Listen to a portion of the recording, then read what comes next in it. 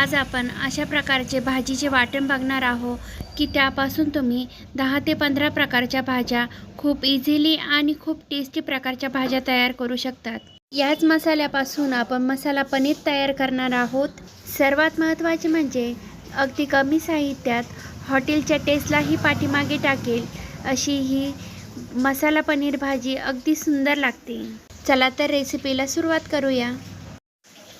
एक मोठ्या आकाराचा टोमॅटो मोठ्या मोठ्या भागामध्ये कापून घेतला, कोथिंबीर, थोडीशी शेंगदाणे, 2 हिरव्या मिरच्या मधून तोडून घेतलेल्या आहे, 1 लाल मिरची, खोबरे, लसूण, 2 मीडियम आकाराचे कांदे उभे कापून घेतलेले आहे। कोथिंबीर आणि लसूण सोडता बाकीच्या सर्व वस्तू कढईमध्ये तेल टाकून छान परतून घ्यायच्या।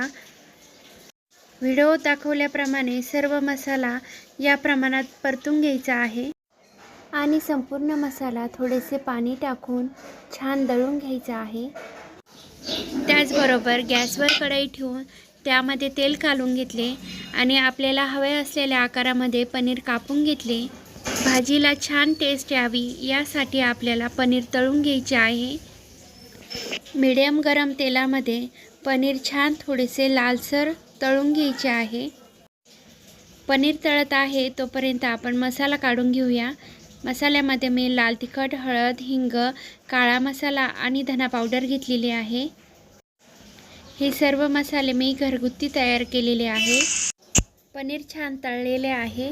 आपण पनीर काढून घेऊया आणि त्याच तेलाच्या कढईमध्ये आपण जो मसाला काढून घेतलेला आहे तो घालून घ्यायचा आहे।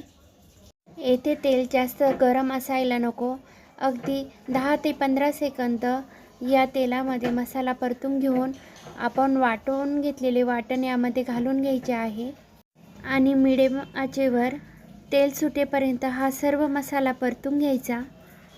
या वाटणापासून तुम्ही मटकीची भाजी, शेवग्याच्या शेंगा, डुबुक वड्याची आमटी, शेवभाजी, सोयाबीनची भाजी या सर्व भाज्याही खूप सुंदर बनतात। आता आपला मसाला लवकर परतला जावा यासाठी मी यामध्ये मीठ घालून घेतले। संपूर्ण तेल सुटेपर्यंत हा मसाला छान परतून घेऊया। संपूर्ण मसाला छान परतला की मसाला या प्रमाणात दिसायला लागतो। मसाला या प्रमाणात झाल्यानंतर लगेच यामध्ये आपण तळून घेतलेले पनीर घालून घ्यायचे आहे। अगदी अलगद हाताने मसाल्यामध्ये पनीर छान परतून घ्यायचे आहे। असे केल्याने पनीरला छान टेस्ट येते। आपला पनीर मसाला तयार आहे, तर यावर आपण थोडीशी कोथिंबीर घालून घेऊया। हे पहा, आपला पनीर मसाला तयार आहे। माझी ही रेसिपी तुम्हाला कशी वाटली ते मला कमेंटद्वारे नक्की कळवा। त्याचबरोबर माझ्या चॅनलवर अनेक अशा रेसिपीज आहे, तर माझ्या चॅनलला नक्की विजिट करा। धन्यवाद।